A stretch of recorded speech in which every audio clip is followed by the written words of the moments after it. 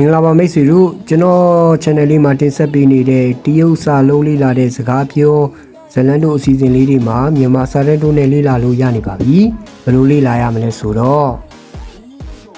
ယခုမြင်နေရတာတော့ကျွန်တော်ရဲ့ short video လေးဖြစ်ပါတယ်ညာဘက်မှာရှိတဲ့အဆက်34ကိုနှိပ်လိုက်ရင် caption ဆိုတဲ့ဟာလေးကိုနှိပ်လိုက်မယ်ဆိုရင်ကျွန်တော်တို့မြန်မာစာနဲ့ Chinese ဆိုပြီးတော့နှစ်မျိုးပေါ်လာမှာဖြစ်ပါတယ်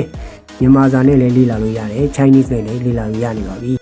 ယခုမြင်တွေ့နေရတာကျွန်တော် channel လေးမှာတင်ဆက်ပေးနေတဲ့ long video တွေပဲဖြစ်ပါတယ်။ setting button လေးကိုနှိပ်မယ်ဆိုရင် caption လေးကိုရွေးပေးလိုက်တာနဲ့ကျွန်တော်တို့ Bali နဲ့ Chinese ဆိုပြီးဘာသာစကားနှစ်မျိုးကိုရွေးချယ်လို့ရမှာပဲဖြစ်ပါတယ်။ပထမဆုံးအနေနဲ့မြန်မာစာတန်းတိုးလေးကိုဖွင့်ပြီးတော့တင်ဆက်တဲ့အကြောင်းအရာတွေကိုနားလည်အောင်အရင်ဆုံးလုပ်ပါ။အဲဒီနောက်မြန်မာစာတန်းတိုးကိုပိတ်ပြီးတော့တရုတ်လိုနားထောင်ပြီးတော့တရုတ်စာလုံးတွေတရုတ်စာလုံးတိစောက်ပုံတွေစသဖြင့်နားလည်အောင်တပြည့်ချင်းလှုပ်ဆောင်ပါလို့အကြံပေးချင်ပါတယ်။